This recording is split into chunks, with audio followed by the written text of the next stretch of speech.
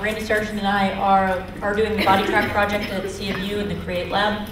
And just want to tell you a little bit about ours first. It all started with robots at MIT. Randy actually started the MIT 6270 contest as an undergrad there, and I continued it when I arrived. And my thesis project for my master's thesis that I started as a freshman was actually a color tracking vision system. We started a company doing that, did all sorts of cool robot tracking, won contests, and had a really good time doing that. Then I went to NASA Ames and worked as a lead systems engineer of prototype Mars rovers, so here we have Marsicod and K9. And it's kind of interesting that with these systems, they're actually complex enough that nobody really knows what's going on, and you actually have to debug them by looking at the expectation, the actual behavior, and trying to close the loop. And then when I got too sick to work on rovers, it was kind of a drag because I was really enjoying it, working on the rovers. But then I realized that I could apply what I'd learned about debugging one-off systems that no one really knew how they worked to myself. And so I started doing what I call human systems debugging. So I started taking pictures of everything I ate, tracking things in Google Docs, making graphs, using chest straps, and trying to figure out how can I quantify things as much as I can in order to try to do this kind of human systems debugging and figure out, what are the subsystems, what are the expectation, what's the actual, what's the difference. And what I discovered was that what type of food I was eating that actually mattered. A doctor actually sent me to Ayurveda and in the to do Vata balancing diet, and I found that actually nightshades was a problem for me, and that it's knowledge is out in the culture, it's just obscure as all heck, and the people who know about it don't write very good books. But I realized that there's actually very wide variation in how people react to various inputs. It's not just the nightshade thing. There's some we kind of know about, like peanut allergies and pollen allergies, but that's just the start. There's a lot of things like enzyme variability and things like that cause people to react very strangely to things that other people just have no problem with because they detoxify it and they don't care that it's a neurotoxin. And so I spent a year at CMU studying biochemistry, organic chemistry, cell biology, going back and being able to actually grok the primary research on this stuff and understand the limits of what we can measure, what we can't measure, what we know, what we don't know, and understanding that these things can have a real basis, and yet the medical system and the scientific community can just not know. So I started in parallel with that, seeing if I could find better tools for doing this.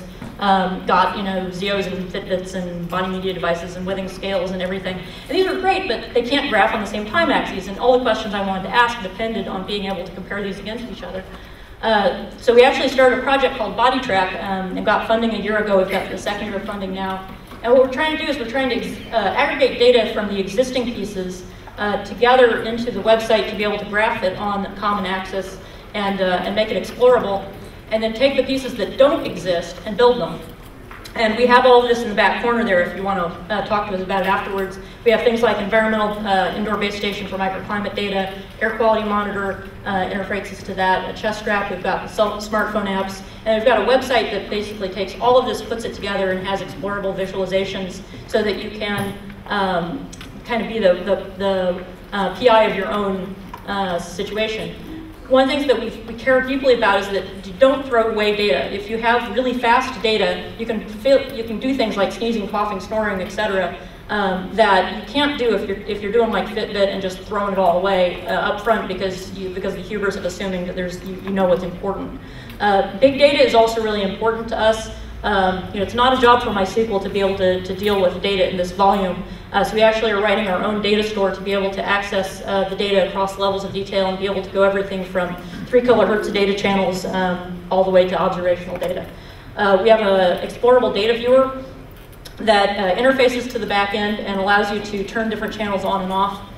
This is an example of looking at air particulate data against food pictures, and this is data coming from our base station.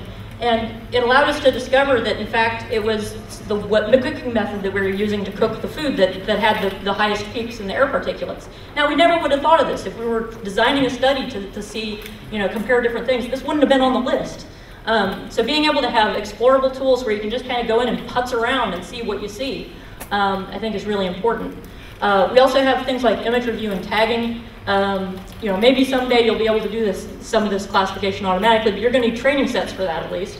And whatever you think is important, you can go and tag. And if you decide something else is important later on, you can go back in your history and tag that too. You don't have to do it all up front. You can just do the stuff you think is going to matter. We're also working to build synergy and community to help people kind of do this tracking down of stuff, and we've just found an insane number of really cool collaborators here through the Quantified Self movement, and we're working on integrating those various pieces that help move things in the right direction. We're also cultivating new sensors that maybe aren't on the market yet, but we're contacting them and we're encouraging them to make sure that their data is exportable and that they have good timestamps. You know, we like JSON, we like floating point Unix time, and you know, we like these things that really make it easy to exchange things. And we're also trying to do evangelism around this idea of quantified health, which is basically what Dr. Abramson was talking about earlier. He and us and folks from YME and Ian Eslick have kind of an end-to-end suite of proposals that we've proposed to mHealth, and we're talking to Health 2.0 and I'm thinking about maybe Maker Faire. If you've got ideas of other good audiences for it, let me know. If you have tools and stories to share, issues you want to track, if you're an open source developer who wants to get involved, please contact me. Our website is there. We don't have much on the website yet, but we're hopefully going to be getting 5 alpha users soon and beta users, and then hopefully in a year, y'all can use it. So. Yay.